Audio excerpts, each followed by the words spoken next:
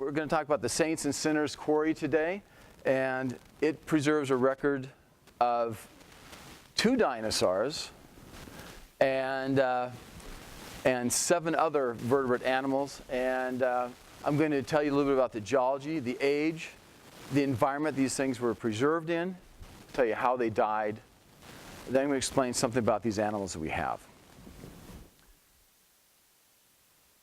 So here are some of the, most of them are in prison right now, but George Engelman and Dan Chury found this site, and then I joined them working on this. Of course, you can tell that Dan edited this, but so we've got a number of other paleontologists working with us on it.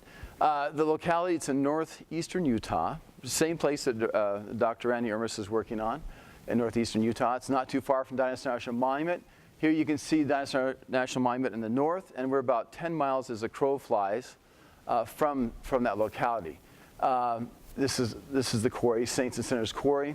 And here's a view of the quarry just as you drive your truck down in over the sandstone ledges.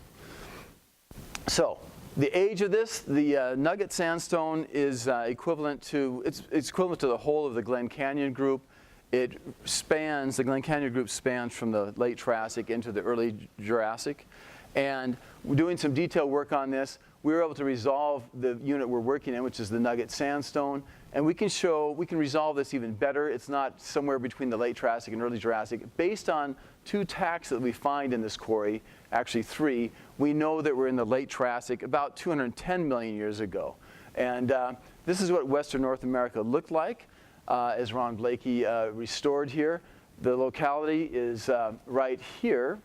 And you can see there's it shows sand. There's a vast sand desert that makes the Sahara pale in comparison. And it stretches from Southern California all the way up into Wyoming. Now, the areas that Randy was talking about are these areas out here, and they encroach into Utah. So this is the wetter environment. It doesn't look wet in this illustration, but this is the wetter environment here. This is the drier environment, and there's a transition between the two. You can see this in a vertical succession in the rocks in this area. Here's the Nugget sandstone shown in yellow, and we're about 65 meters from the bottom of that. And at that, now let's look at it in terms of the exposures. This cliff is the Nugget sandstone, as well as part of this area down below, and then this is the Chinle Formation that he was talking about. I know it sounds confusing that these can coexist side by side, but that's standard geological principles, Walther's law. And let's look at the ancient environment by looking at the rocks we see today, and we're going to reinterpret these and tell you what was going on. Down here, these are giant dunes, as you would see in Zion Park. And these are dunes up here. But there's a wedge of sandstone in between here that's massive. It doesn't have any real structure to it. Within this, you can see the blue brackets. This is a lake system. This is a playa lake in the middle of a large flat. Like when you drive off in western Utah today, you know how you'll see there's ephemeral lakes and a big flat area between the mountains. Let me show you how this works. We find tracks. Martin said I had to show these today. Some tracks that are found along the shorelines in here. And along the shoreline, and just off in the shallow waters, we find the bones of 9 different taxa, 9 different animals. Looking closer at the rocks here, we can see that we have, I'm going to show you the different units. This is the top of an ancient dune system. The water table rose, the winds blew away the sands and established an interdune region, which we would call playa today. These are the playa flats, where small little microdunes have migrated across. This then, as the water table rose up, a lake system was established here. As that lake dried up, it left behind salt flats, shown by this small little unit here, where we find tracks. Then giant dunes migrated across this flat area, burying the dunes again, but the water table rose, and the sand dunes then were inhabited by a bunch of small organisms that burrowed through them before the area completely dried out, and then went back into becoming a giant dune field again. So the bones we find are all located within this small package that's about, it's only about a couple meters thick max, and these represent the lakes, the lake system. Here's what we interpret as This is over in China, but there's a ephemeral lake out here in the middle.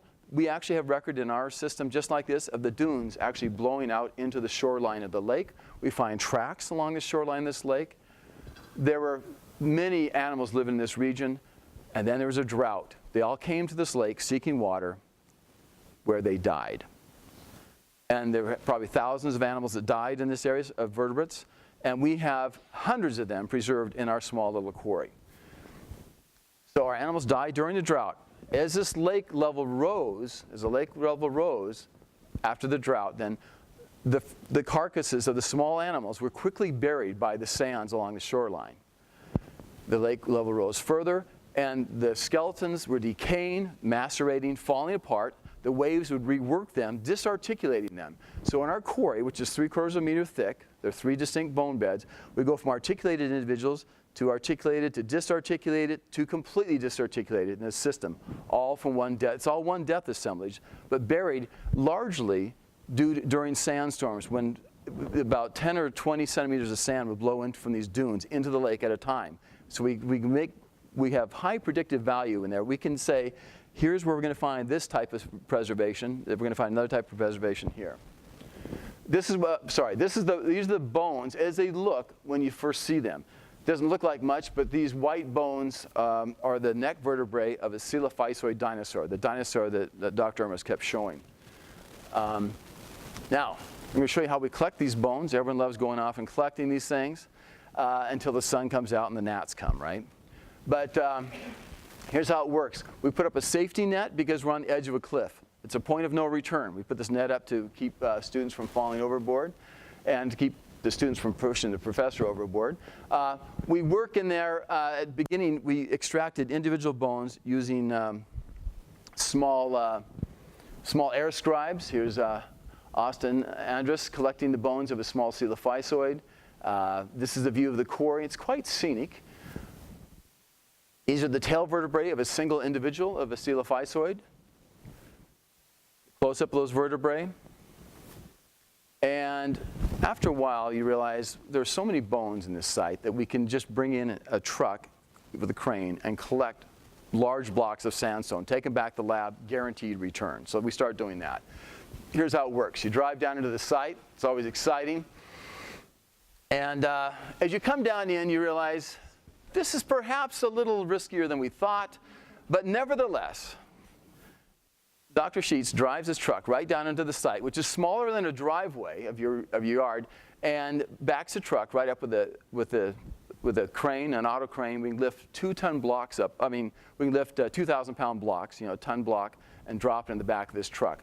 So we started doing this. We used big chainsaws and diamond saws and high-pressure water cutters to extract these blocks, then load them into the truck, and take them out and haul them back to Brigham Young University's Museum of Paleontology, where some of those large blocks might take 2 years to extract all the bones from them. By the way, we can leave BYU at 6 in the morning, 2 of us. We drive out there. We drive 3.5 hours to the site. We take the big chainsaw. It's a 24-inch blade, cut straight down. We have bolts in there. We lift these things up, drop in the back of the truck. We're back to BYU with 1.5 tons of rock in 12 hours. So we can go out, collect a few, and you're back in. This is what the site looks like mapped in terms of bones. We've mapped over 11,500 bones. They go into a GIS system. We can tell exactly where each bone comes from relative to each other. And we can ask it questions like, show me all the skull bones of the coelophysoid, and they show up in color. Show me the ones from the left side. Show me the ones that are smaller than this size. And this way, we can put together individuals. You see there's a lot of noise on that, a lot of graphic noise.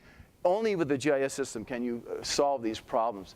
Here's a block. It doesn't look like there are many bones there, but there's 791 bones in this small sandstone block, which is only 3/4 of a meter square, this square, and this thick. Almost 800 bones, all of that coelophysoid I told you about. Well, let's talk about the fossils for a minute here. We've had find plant fossils extraordinarily rare. I mean, not rare. It's rare to find some we can identify. They're mostly just bits and pieces like you see out on the playa today. This is a cycadoid frond. This shows a modern cycad, which is it looks somewhat the same. And here's what a cycad looks like. There are a lot of these living around the shoreline of this oasis.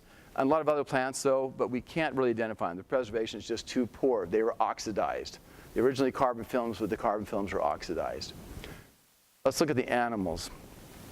There are no aquatic forms. There are no fish. There are no ostracods. There's no invertebrates. There's no snails, no clams living in this water. And we can tell the water was lifeless because we can find thin laminae of dust that settled after each storm, and it just sits there perfectly preserved. If there was anything burrowing up and down in that mud column or the sand column, it would be destroyed. So we know there's nothing living in this lake. But around it, I say 8 here, it's actually 9. We have 9 different animals. 2 of them dinosaurs, the balance of them not being dinosaurs. Both of our dinosaurs are meters. We have one that's about 25 feet long. We have 2-inch long teeth for that one. It's the size of Dilophosaurus.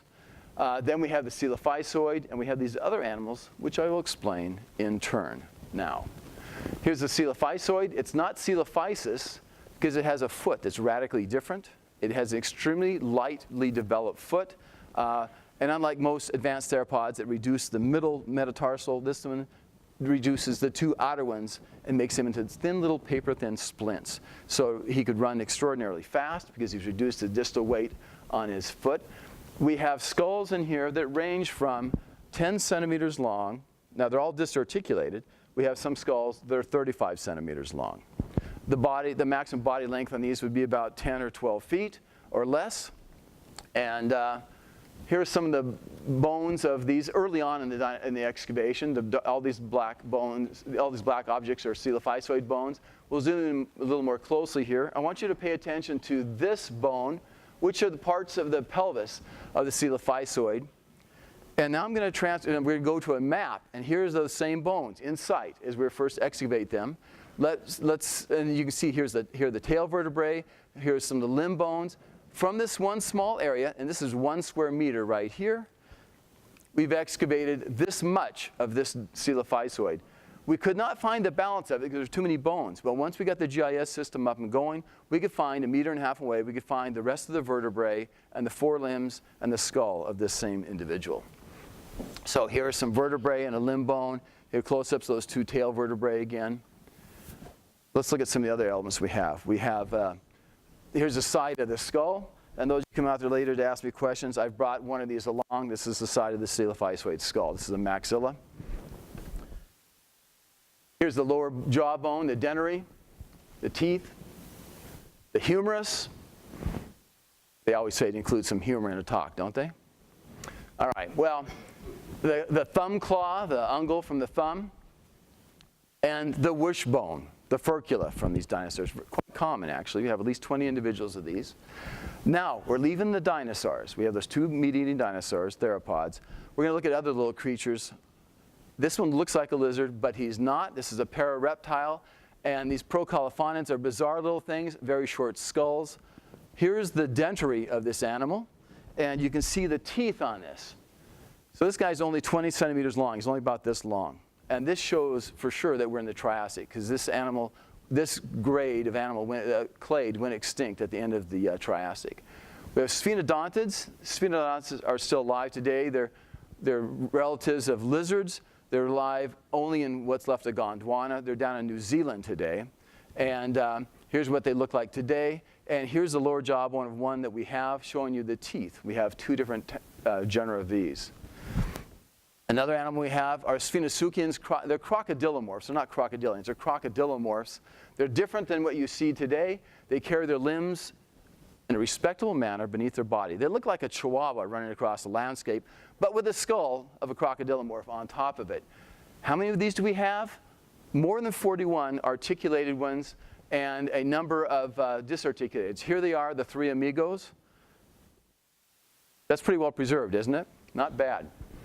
Let's look at the Drepanosaur we have here. Drepanosaurs are bizarre animals. They have the skull of a bird, the arms of a mole, and a tail with a claw on the end. This one's from Italy. We find these here. Here are 3 individuals. 1, 2. These are females, and they're complete, largely articulated. Here's the 3rd one, a male. We can tell them apart because they have different hind limbs. Here's what the Italian specimen looks like. They have weird arms with a huge claw on it. This is the restored after the, this is the Italian form. Here's ours extracted digitally from the rock with a complete humerus up here and that giant claw and the small claws. This is the skull. It has a beak like a bird with teeth on the back. Let's talk about pterosaurs. We have a Triassic pterosaur here, just one. Triassic pterosaurs are extraordinarily rare, only 27 known from the entire world. All of them crushed. There are several complete specimens, but most of them consist of a single bone. We have a skull, a nearly complete skull, and here Josh Cotton here is in the audience restored this for us, eating a Sphenosuchian for lunch. This is what the bones look like as prepared. We look at them at X-rays, and then we extract them digitally. And here I hold in my hand a printout of this pterosaur lower jaw, the right mandible here. You can see that afterwards as well. And the brain case in front view, the sagittal crest, we rotate this around. You can see where the endocranium would be right here. And let's rotate this around, rotate it 90 degrees. And we can see, looking into this, we extract digitally the pneumatic chambers inside of these bones. These are not crushed. And we can study the pneumatization, from the nasal system and from the lungs back here on how these things were adapted to flight. Remember, these are the flying reptiles, not dinosaurs.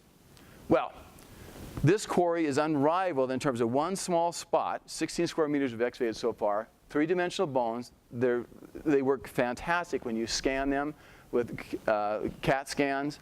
Lots of bones, over 11,500 so far. It not only gives us insights into what was living out in the middle of this desert, it allows us, and this is a fantastic thing, I look forward to working with Dr. Randy Ermis on this, is here's the desert, and we've got bones and animals in this desert. He's got stuff off in the wetter areas, and they live at the same time. Does that make sense? We can now compare them, co-evolved taxa from different environments from the late Triassic. And I want to thank those who've helped out with this project. Josh Cotton there helped us with his illustrations, but especially Robin Hansen of the BLM for allowing us to work this quarry in an effective, cost-effective way by driving right in the quarry and picking these bones up and hauling them out. Thanks.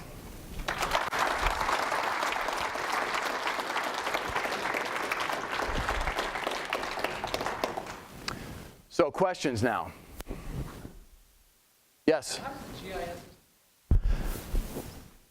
Geographical information system, it's just like any other geographical information system. It takes all your data and puts it into a map mode, right? So I've got a massive database, and then you just ask it questions. You say, it depends on what data you put into it, but I'll say left maxillary bones, coelophysoid, and you type it in, and then it colors them up on the map. Does that make sense? You're putting all the data in. You had, yeah, I tried to go online and buy one already made, and they didn't have, no, yeah. Yeah, you have to put the data into that. Yes, but it's just like when you want to say, where are all the restaurants in the vicinity of this? Using Google Earth or something. Here you're doing it with the bones. And the sizes, you can ask it by size. Show me all the maxillaries that are smaller than 5 centimeters, all the ones greater than whatever.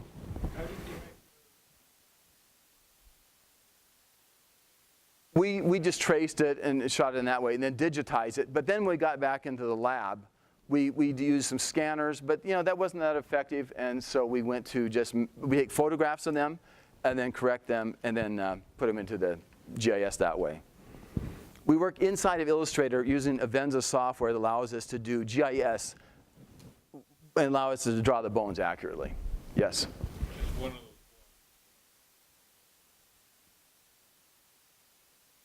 Well, like we've had some that have taken us 2 years to get through. We have some that are this long and about this wide, and they're all about this thick. And it depends upon how many bones you're hitting, how fast you can go through them. Yeah, once we started finding all these small animals, we really had to slow down. Up high, you find the big bones and occasional disarticulated small bones, but as you go down lower, you find these articulated specimens. You have to be really careful. Question back there. I'd be lying if I said we didn't. Of course we do. You're digging blind. You're digging blind. Now, I've tried doing x-rays of these, but you can only do these CT things when you strip off most of the rock. So yeah, you hit bones. You're always digging blind. Yeah. Yes? Well, we're not collecting much right now because, as you see, like I told you, we can just drive out in the day and come back with 50. We can load the truck up with a ton or more of bones easily, just 2 guys.